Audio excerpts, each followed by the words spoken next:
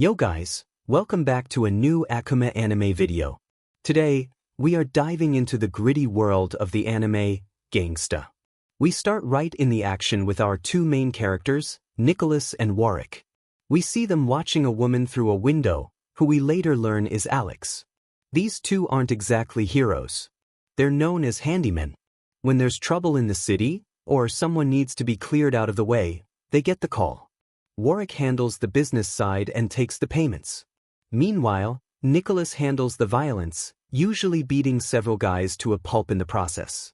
Shortly after, the duo runs into Alex face to face. Elsewhere, the city's crime bosses are plotting to wipe out a troublesome local gang.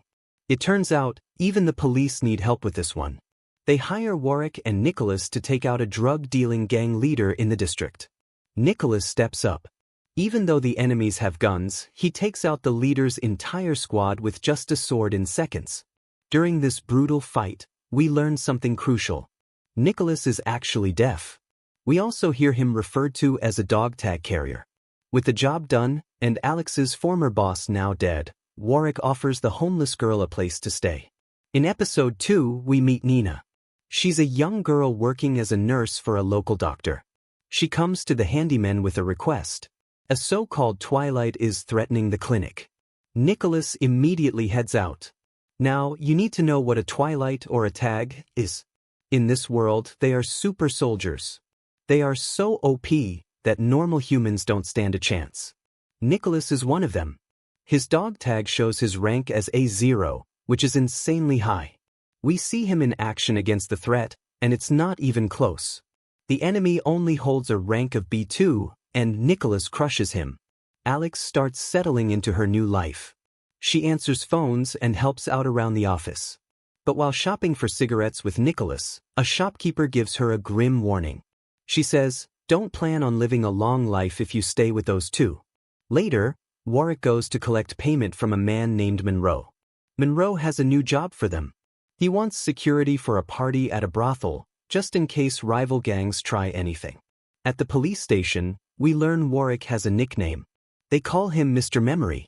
He has a photographic memory and can recall every face he's ever seen. He identifies some suspects for the cops and heads out. This leads us into a flashback. Worick used to be a genius child from a wealthy family, the Arcangelos. He could memorize entire books. That's where he met Nicolas, who was just a child bodyguard for the family. Even back then, Worick was more interested in the silent bodyguard than his own education. Back in the present, the action ramps up. Monroe calls the duo in a panic because he is being attacked. A rival gang has hired a Twilight to assassinate him. This assassin makes short work of Monroe's guards. But he's only AD0 rank, which is pretty weak. Nicolas arrives on the scene. The two face off. But then the assassin reveals he is also an A0. Before the brawl starts, we get a glimpse of the Twilight Guild. This is an organization that protects and manages these super soldiers. Nicolas and the assassin clash mercilessly. Nicolas takes heavy damage, but he doesn't slow down. Because he is permanently on drugs. He feels no pain.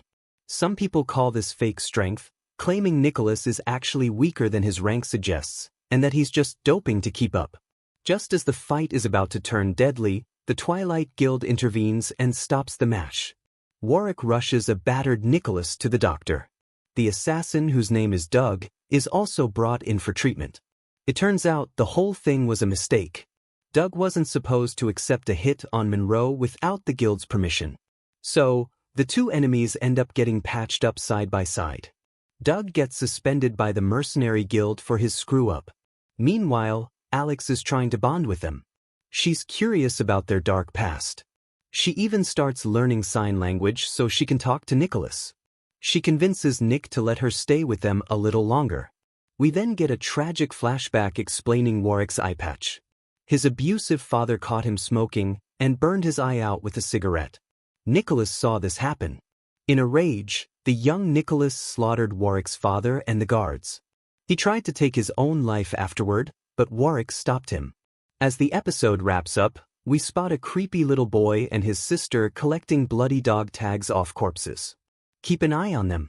Later, Alex suffers a nervous breakdown when asked about her family. She has to take heavy medication just to function.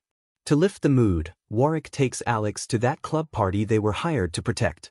We meet the club owner, a woman who looks after Twilights by supplying the vital medication they need to survive.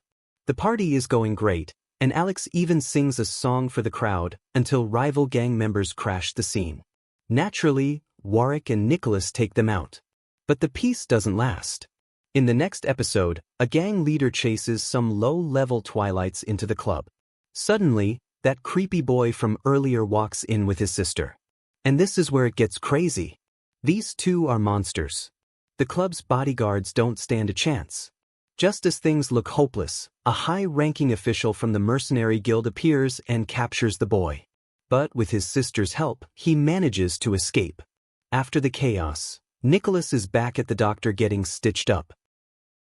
Back at the club, a woman with a massive axe cuts the phone lines. She starts slaughtering everyone in sight. Doug, the assassin from earlier, tries to intervene, but he sees the axe woman killing guards left and right. One guard sacrifices himself to let Doug escape. But it's pointless. Doug runs into another attacker and is killed instantly. These new enemies are on a whole different level. The mercenary guild mobilizes. But when the leader opens the gates, the intruders are already there. In a heartbreaking moment, Doug lies dying. He asks how everyone else is doing, closes his eyes, and passes away. The intruders have one goal: kill Monroe and the district bosses. One of them fights his way to Monroe's office, where Worick is waiting. Worick manages to let Monroe escape, but he gets badly injured in the process. The season ends on a brutal cliffhanger. Worick is lying outside in the rain, bleeding out. Nicolas is rushing to the scene, but we don't know if he'll make it in time, or if he can even fix this mess. Personally, I rate this season a solid 7 out of 10. The characters are deep, the fights are cool, and the world is gritty. But here is the biggest negative. There is no second season. And honestly, I don't expect one. The studio went bankrupt, leaving us with so many unanswered questions. We never learn the full origin of the Twilights or why the gangs are at war.